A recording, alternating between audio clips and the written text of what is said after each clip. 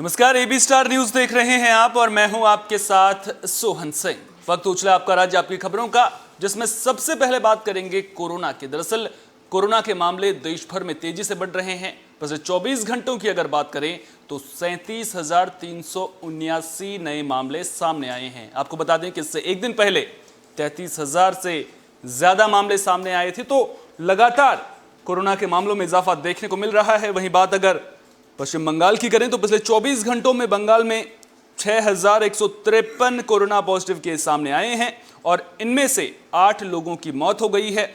इस कोलकाता में पिछले कुछ दिनों से लगातार ज्यादा मामले सामने आ रहे हैं और वहीं बच्चों का वैक्सीनेशन शुरू हो गया है। बंगाल में भी पहले दिन बच्चों के वैक्सीनेशन को लेकर वैक्सीनेशन सेंटर में उत्साह देखने को मिला और बड़ी संख्या में बच्चे वैक्सीनेशन करवाते हुए नजर आए।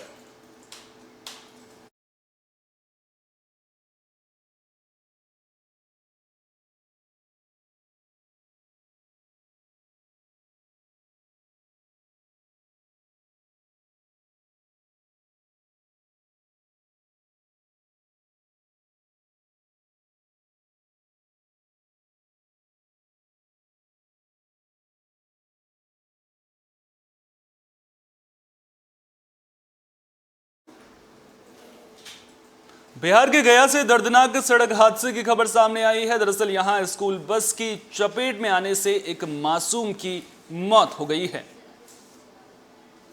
तो गया जिले के परैया थाना इलाके के मीरगंज में कल सुबह 10 बजे स्थानीय निवासी राम इकबाल यादव की 10 महीने की बच्ची एक स्कूली बस की चपेट में आ गई और उसके सर के ऊपर बस का पिछला टायर चढ़ गया, जिससे बच्ची की मौके पर ही मौत हो गई। घटना के बाद बस को बाला विघा में खड़ा कर चालक फरार हो गया, जिसके बाद आक्रोशित ग्रामीणों ने बस को आग के हवाले कर दिया और देखते ही देखते बस धुंधु कर जलने लगी। लोग तमाशबीन बनकर देखते रहे। घटना की जानकारी मिलने के बाद पंचानपुर ओपी अध्यक्ष विनय कृष्ण प्रसाद दलबल के साथ मौके पर पहुंचे और वहां पहले से मौजूद खनेटू पंचायत के मुखिया प्रतिनिधि बंटी कुमार के साथ स्थानीय ग्रामीणों के सहयोग से आग पर काबू पाने की कोशिश में जुट गए। काफी कोशिशों के बाद बस का अधिकांश हिस्सा जलकर राख हो गया था। इस बीच घटनास्थल पर पहुंची अग्निशमन विभाग के दमकल ने आग पर पूरी तरह काबू पाया। बस परैया से टिकारी आ रही थी और इसमें कोई स्कूली बच्चा नहीं था। फिलहाल पुलिस पूरे मामले की जांच में जुट गई है।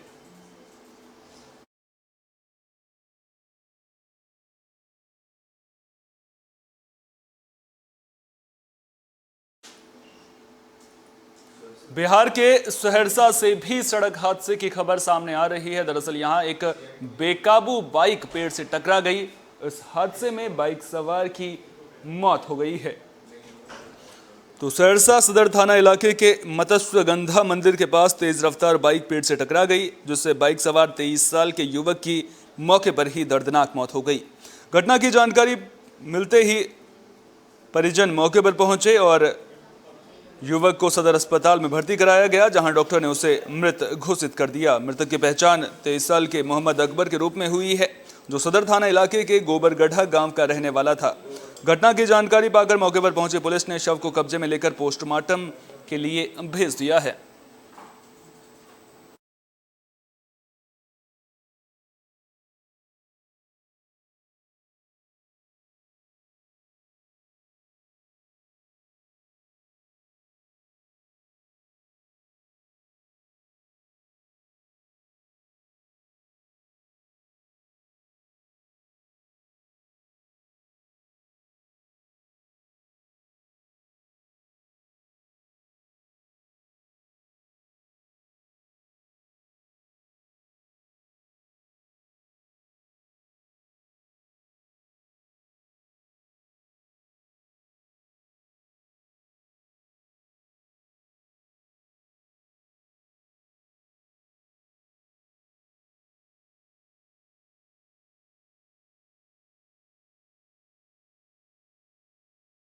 तो बिहार से 2 सड़क हादसों की खबरें सामने आई हैं। आपको बता दें कि ये पहली तस्वीर गया बिहार की हम आपको दिखा रहे थे, जहां पर बस की चपेट में आने से मासूम की मौत हो गई थी, जिसके बाद गुस्साए लोगों ने बस को आग के हवाले कर दिया था। वहीं दूसरी तस्वीर में हम आपको दिखा रहे थे कि किस तरह से एक बाइक सवार की हादसे में मौत हो गई थी। दरअसल जिस वक्त यह हादसा हुआ उस वक्त बाइक की रफ्तार काफ़ी तेज थी, जिसके बाद बाइक पेड़ से टकरा गई थी और इस हादसे में बाइक सवार युवक की मौत हो गई है। तो बिहार में हादसे लगातार देखने को मिल रहे हैं। सड़क हादसों की संख्या में लगातार इजाफा देखने को मिल रहा है। लगातार जो ट्रैफिक पुलिस है वो यातायात नियमों को लेकर लोगों को जागरूक भी कर रही है, लेकिन उसके बावजूद जिस तरह से सड़क हादसे सामने आ रहे हैं वो कहीं ना कहीं प्रशासन की भी चिंता बढ़ा रहे हैं। लोगों को भी अपनी जिम्मेदारियों को समझना बेहद जरूरी है।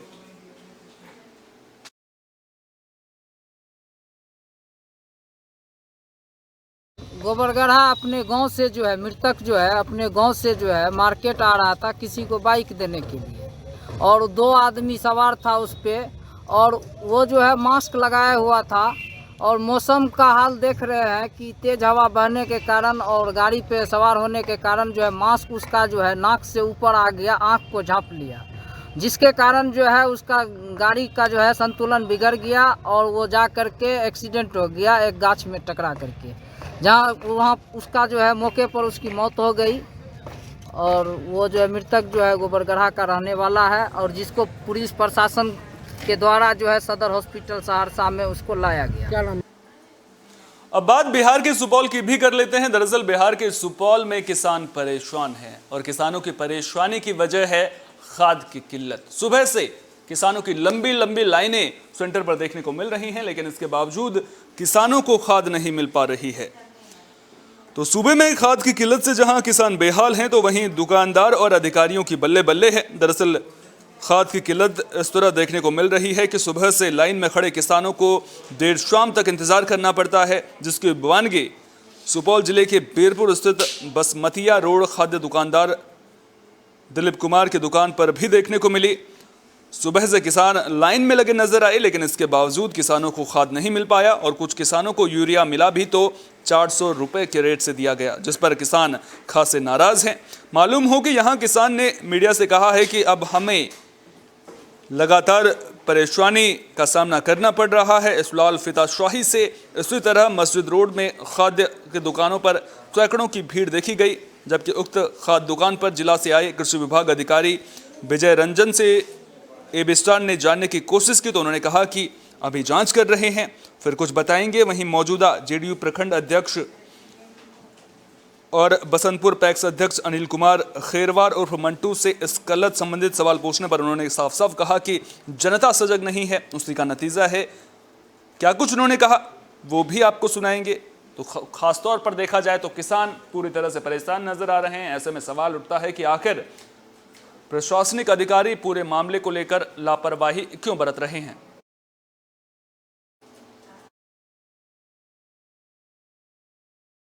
लगातार किसान परेशान हैं और किसानों की परेशानी की वजह यह है कि उन्हें खाद नहीं मिल पा रही है। सुबह से लाइनों में किसान खड़े रहते हैं, लेकिन उसके बावजूद अगर किसानों तक खाद नहीं पहुंच रही है, किसानों को खाद नहीं मिल रही है, तो इसके पीछे कहीं ना कहीं प्रशासन का ढुलमुल रवैया है। उम्मीद यही करेंगे कि जो प्रशासनिक अधिकारी हैं वो अपनी जिम्मेदारियों को समझेंगे और किसानों की परेशानियों को समझते हुए किसानों तक खाद पहुंचाई जाएगी, ताकि किसान समय पर खेतों में खाद का छिड़काव कर सकें और उन्हें परेशानियों का सामना ना करना पड़े।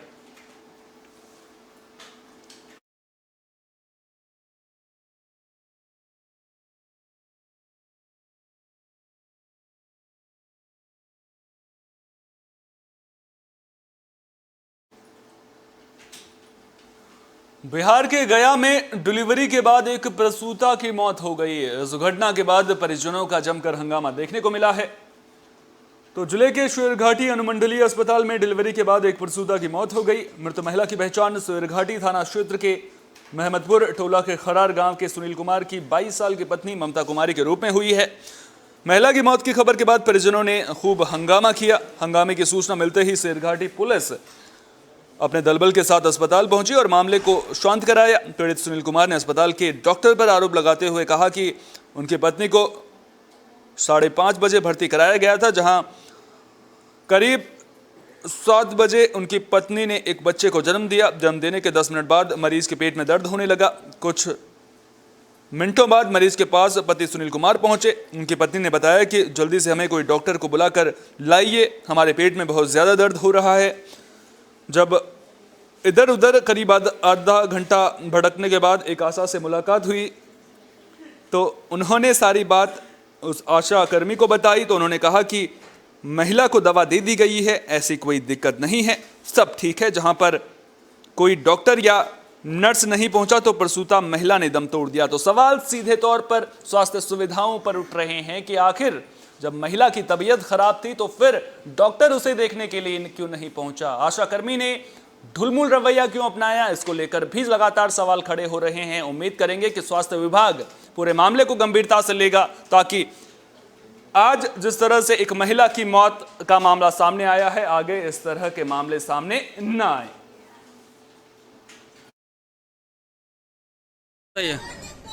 हम सर मरीज को भर्ती किए हैं। कब भर्ती किए हैं? मरीज को था हम शाम में भर्ती कर दिए थे सर जी। हाँ, 6:47 में मेरा मरीज को बच्चा जन्म ले लिया सर। फिर नीचे उतार दिए, फिर 10-20 मिनट के बाद फिर ब्लड शुरू हो गया सर। ब्लड शुरू हुआ तो हम बोले, फिर मेरा मरीज बोल रहा है कि बड़ी दर्द कर रहा है, सुई दे दे। हम तो बोले सर उन लोग के मरीज को मेरा सुई दे रहा है। हम खोजे गए सर, कोई मिल ही ना रहा डॉक्टर में सर, कोई अस्पताल में कहीं नहीं मिल रहा सर। फिर हमें वो कौन तो था सर बैठा, उसको हम बोले कि सब डॉक्टर कहने गया तो बोला कि डॉक्टर उधर है। फिर हम उधर गए तो वो कौन तो मिला सर, हमको नहीं पहचानते उसकी तरह। बोला कि मेरा मरीज को दर्द हो रहा है, ब्लड चल रहा है। तो बोला कि अभी तो गोलियां दिए हैं, इससे कोई दिक्कत नहीं है, ठीक हो जाएगा। और उसके बाद फिर आधा घंटे बाद उन लोग आया, बहुत कह रहे पर सर जब पूरा सब इन्होंने गए कोई नहीं मिला था, वो आया सर और लेके गया। तेरे से मेरा मरीज सब बोलते जा रहा है सर, बोल रहा है कि हमको बड़ी अकबक लग रहा था, ऐसे हो रहा था, दर्द कर रहा, बोलने जा रहा है सर। उन्हें से लेकर आया तो सर। छत्तीसगढ़ के कोरिया में नशे के खिलाफ अभियान चलाया गया है। इस अभियान के जरिए युवाओं को नशे के खिलाफ जागरूक किया गया है। तो कोरिया के चुरमिरी शहर में भगवती मानव कल्याण संगठन द्वारा नशामुक्त अभियान के तहत विशाल रैली निकाली गई। साथ एक संपूर्ण दिन के लिए 24 घंटे का दुर्गा चालीसा पाठ और 2 घंटे की आरती का कार्यक्रम रखा गया, जिसका समापन हो गया है। आपको बता दें कि मध्य प्रदेश के जिला शहडोल में स्थान मऊ में स्थित सिद्धाश्रम धाम के भगवती मानव कल्याण संगठन के गुरु परमहंस योगीराज श्री शक्तिपुत्र महाराज द्वारा 15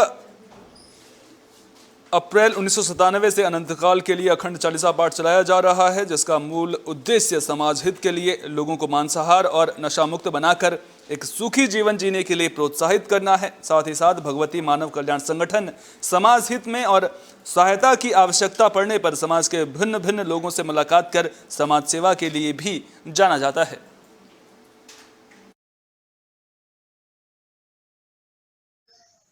हमारे भगवती मानव कल्याण संगठन के द्वारा जो चालीसा पाठ यहाँ चल रहा है, उसका मूल उद्देश्य है सिद्धाश्रम धाम जिला शहडोल में व्यवहारी में 15/4/1997 से हमारे गुरुदेव जी परमहंस योगीराज श्री शक्तिपुत्र महाराज जी के द्वारा 15/4/1997 से अनंत काल के लिए अखंड चालीसा पाठ चलाया जा रहा है, जो कि इस धरती में एक भी मानव जीवित रहेगा तब तक वह निरंतर चलता रहेगा।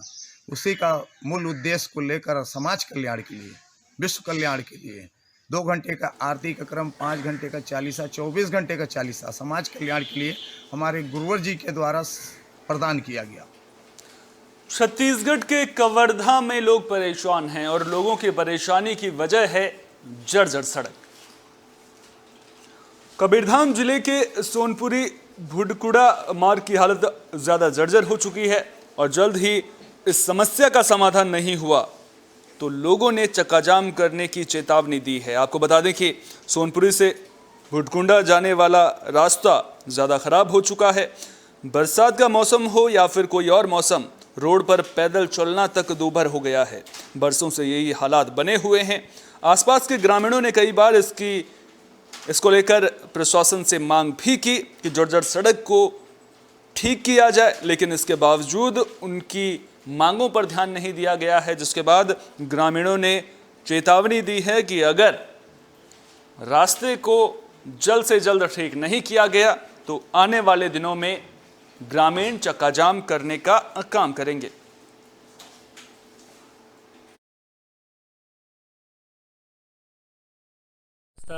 बहुत खराब है, खेत खाए कहीं भी जाना है बेर में तरह वगैरह तो बहुत घुमाऊ पड़ते, बहुत जर्जर है। आए दिन में दुर्घटना के भी है, शासन थोड़ा ये करना चाहिए भाई। हरियाणा के कुरुक्षेत्र में एक निजी संस्था ने हवन यज्ञ का आयोजन किया है। इस हवन यज्ञ का मकसद इस साल की अच्छी शुरुआत के लिए किया गया। इस दौरान मानव कल्याण को लेकर भी कामना की गई। तो कुरुक्षेत्र की सामाजिक संस्था फिनिक्स क्लब ने अपने नए सत्र 2022-23 की सकारात्मक शुरुआत जयराम विद्यापीठ परिसर में हवन यज्ञ करके करवाई है। इस हवन यज्ञ में संस्था के सदस्यों ने परिवार समेत बढ़ चढ़ कर हिस्सा लिया और समाज के कल्याण के लिए आहुतियां डाली। विश्व कल्याण हेतु आयोजित इस हवन यज्ञ में सबकी भलाई और कल्याण हेतु भगवान से प्रार्थना की गई। हवन यज्ञ के उपरांत विद्यापीठ में संचालित पाठशाला में शिक्षा ग्रहण कर रहे वेद पाठियों को बढ़ रही ठंड से सुरक्षित रखने हेतु जूते भेंट किए गए। संस्था ने लगातार समाज हित में काम किए हैं। वहीं नवनियुक्त प्रधान विनीत अग्रवाल ने बताया कि संस्था द्वारा पहले से ही लगातार जनहित के काम किए जा रहे हैं। इसी कड़ी में 2022-23 को लेकर भी टीम द्वारा सभी सदस्यों के सहयोग से हवन यज्ञ और शू वितरण कार्यक्रम का आयोजन किया गया है।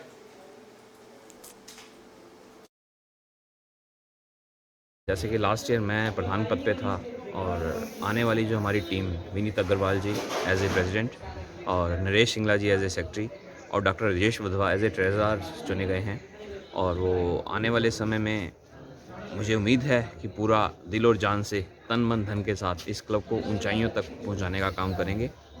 और आज नए नव वर्ष के अवसर पर जयराम विद्यापीठ में हमारे फिनिक्स क्लब ने एक हवन के द्वारा नए साल की शुरुआत करी है और साथ ही साथ एक छोटा सा प्रोजेक्ट जो यहाँ पे बच्चे शिक्षा ग्रहण कर रहे हैं, दूर दराज से गाँव से आए हुए प्रदेशों से आए हुए, उनको ठंड को देखते हुए गर्म जूते देने का काम किया है। इस बार नए वर्ष 2022 के आरंभ में ही जैसे कि हमारी परिपाटी और परंपरा है, तो यहाँ स्थानीय जयराम विद्यापीठ में हवन यज्ञ का आयोजन किया गया और अपने फिनिक्स क्लब के सभी साथी और महिलाएं वो सभी हम लोग यहाँ एकत्रित हुए हैं और प्रभु से प्रार्थना की है कि पूरा वर्ष जो है वो देश, राष्ट्र और समाज उन सब पर शांति और कृपा प्रभु बनाए रखें। और इसके साथ साथ क्लब ने कुछ और भी कार्यक्रम रखा था। आज कुछ जो ज़रूरतमंद विद्यार्थी हैं उनके लिए पदवेश यानी कि जूतों के लिए, ताकि सर्दी में उनके लिए किसी भी प्रकार की दिक्कत ना आए, तो उनके लिए। बुलेटिन में अब बात कोरोना के खतरे की भी कर लेते हैं। दरअसल कोरोना के मामले तेजी से बढ़ रहे हैं और आज भी देश भर में 37,000 से ज्यादा मामले सामने आ चुके हैं। इस बीच अच्छी खबर यह है कि बच्चों का वैक्सीनेशन शुरू हो गया है। 15 से 18 साल के बच्चों का टीकाकरण किया जा रहा है। 3 जनवरी से इसकी शुरुआत भी हो चुकी है। हरियाणा के कुरुक्षेत्र में भी प्रशासन बच्चों के वैक्सीनेशन को लेकर मुस्तैद नजर आ रहा है। कुरुक्षेत्र के लोकनायक जयप्रकाश अस्पताल में भी 15 से 18 साल के बच्चों को वैक्सीन लगाई जा रही है। इस मौके पर पहले दिन Kurukshetra civil surgeon doctor SS महिला ने बताया कि जिले भर में करीब 58,000 बच्चे इस आयु वर्ग के हैं जिनको वैक्सीन लगाई जाएगी। कुरुक्षेत्र सिविल सर्जन ने जानकारी देते हुए बताया कि बच्चों को वैक्सीन लगाई जा रही है ताकि 28 दिन के बाद उनको दूसरी डोज भी लगाई जा सके। कोरोना के नए वेरिएंट को देखते हुए स्वास्थ्य विभाग कुरुक्षेत्र में मुस्तैदी के साथ बच्चों के वैक्सीनेशन में जुट गया है। कुरुक्षेत्र सिविल अस्पताल के अलावा PHC, CHC और कुरुक्षेत्र विश्वविद्यालय में भी अलग से बच्चों के लिए वैक्सीनेशन शिविर बनाए गए हैं। वैक्सीनेशन करवा चुके बच्चों में भी काफी उत्साह देखने को मिल रहा है। शुरुआती झिझक के बाद बच्चे वैक्सीन लगवाने के लिए पहुंच रहे हैं और अपनी बारी की प्रतीक्षा करने के लिए वैक्सीनेशन केंद्र पर बैठे हुए भी नजर आए हैं।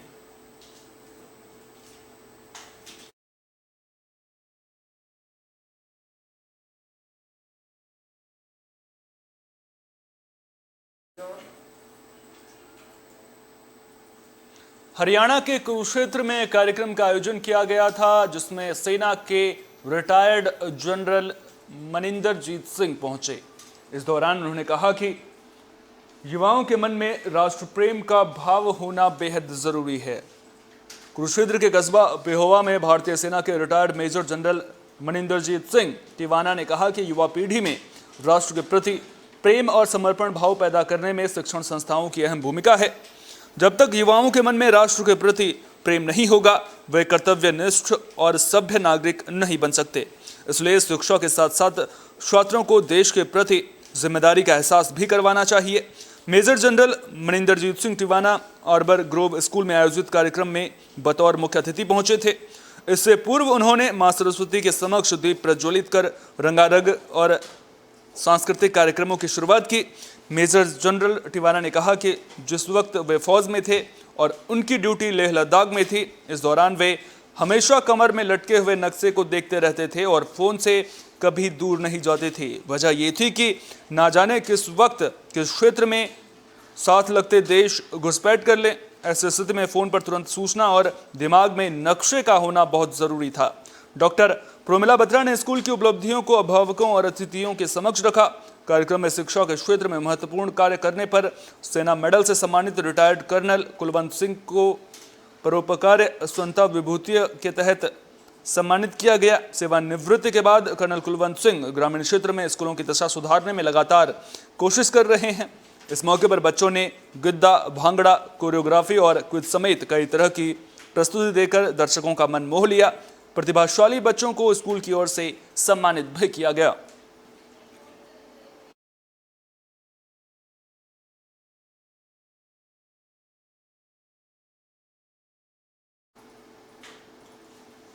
अमृतसर में भी बच्चों के वैक्सीनेशन को लेकर प्रशासन मुस्तैद नजर आ रहा है। आपको बता दें कि यहां पर वैक्सीनेशन सेंटर का जायजा लेने के लिए प्रशासनिक अधिकारी पहुंचे थे। तो कोविड को लेकर 15 से 18 साल के किशोरों के लिए वैक्सीन की शुरुआत की जा चुकी है। अमृतसर के सिविल हॉस्पिटल में भी बच्चों का वैक्सीनेशन शुरू हो चुका है, जहां पंजाब के डिप्टी सीएम ओपी सोनी मुख्य रूप से पहुंचे और इस मौके पर बच्चों ने सरकार के फैसले पर खुशी जताई और कहा कि अब कोविड से कोई खतरा नहीं है। लेकिन दर्शकों की जानकारी के लिए बता दें कि अगर आपको कोरोना की दोनों वैक्सीन लग भी चुकी हैं तो इसके बावजूद सावधानी बरतना बेहद ज़रूरी है। बच्चों के लिए अच्छी खबर ये आ रही है कि उनका टीकाकरण शुरू हो गया है, लेकिन जिन वयस्कों को भी 2 टीके लग चुके हैं तो इसका मतलब ये नहीं है कि कोरोना का खतरा पूरी तरह से टल गया है। सावधानी बेहद ज़रूरी है। सवाल करो आपका नाम की कहना चाहोगे? आज वैक्सीन लगवाना आए हो, की कहना चाहोगे? हमें बहुत अच्छा लग रहा है, कोई डरने की गल नहीं है। वैक्सीनेशन बहुत सेफ है। आप सानू पहले कोरोना का डर से कि आप कितने जा नहीं पावांगे, साढ़े स्कूल बंद रहे, साड़ी पढ़ाई का नुकसान होया, पर हुण आप वैक्सीनेटेड हो गए हैं तो आप हर जगह जा सकते हैं। सानू सर्टिफिकेट मिल गया। ਕਿਹੜੀ ਕਲਾਸ 'ਚ ਪੜ੍ਹਦੇ ਹੋ? ਉਮਰ ਕਿੰਨੀ ਹੈ? 10वीं क्लास पढ़ते हैं जी। देखो ਅਸੀਂ ਲੈਬ ਜਿਹੜੀਆਂ ਨੇ ਉਹ ਅਸੀਂ ਅੰਮ੍ਰਿਤਸਰ, ਫਰੀਦਕੋਟ, ਪਟਿਆਲੇ ਆਲਰੇਡੀ ਹੈਗੀ ਆ। ਸੋ ਅਸੀਂ ਲੈਬ ਜਿਹੜੀਆਂ ਨੇ ਜਲਦੀ ਲਗਾ ਰਹੇ ਆ।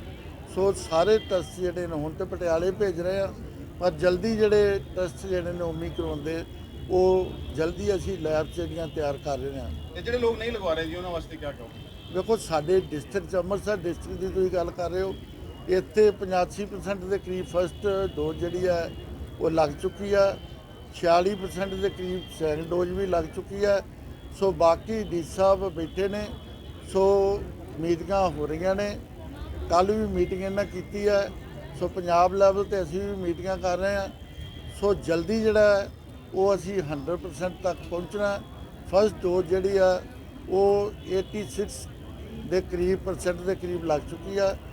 ਸੈਕੰਡ ਡੋਜ਼ ਜਿਹੜੀ ਆ 46 ਦੇ ਕਰੀਬ ਲੱਗ ਚੁੱਕੀ ਆ। ਸੋ ਜਲਦੀ ਅਸੀਂ ਆਪਣਾ टारगेट पूरा। इस बुलेटिन में मेरे साथ इतना ही, लेकिन कोरोना का खतरा लगातार बढ़ रहा है। जिस तरह से कोरोना के मामलों में उछाल देखने को मिल रहा है, ऐसे में सावधानी बरतनी बेहद जरूरी है। सरकार अपने स्तर पर काम कर रही है, लेकिन जनता को भी अपनी जिम्मेदारी समझनी होगी। जो कोरोना गाइडलाइंस लागू की गई हैं उनका पालन करना बेहद ज़रूरी है। अगर बहुत ज़्यादा ज़रूरी हो तभी घर से बाहर निकलिए, और अगर आप घर से बाहर निकल रहे हैं तो ये सुनिश्चित कर लीजिए कि आपके चेहरे पर मास्क लगा हुआ हो और वो मास्क बेतरतीब ढंग से ना लगा हो, सही ढंग से लगा हुआ हो। इसके अलावा सैनिटाइज़र का इस्तेमाल कीजिए, समय समय पर हाथ धोते रहिए और अगर आप घर से बाहर निकल भी रहे हैं तो भीड़ भाड़ वाली जगहों पर जाने से बचिए और सोशल डिस्टेंसिंग का फॉर्मूला अपने जीवन में अख्तियार कीजिए। ये छोटी छोटी बातें हैं जिनके जरिए आप सावधानी बरतेंगे तो फिर आप खुद भी स्वस्थ रहेंगे, अपने आसपास के लोगों को भी स्वस्थ रख पाएंगे। अपना बहुत बहुत ख्याल रखिए और देश और दुनिया की तमाम अहम खबरों के लिए देखते रहिए एबी स्टार न्यूज़, क्योंकि यहाँ पर खबरों का सिलसिला कभी नहीं थमता।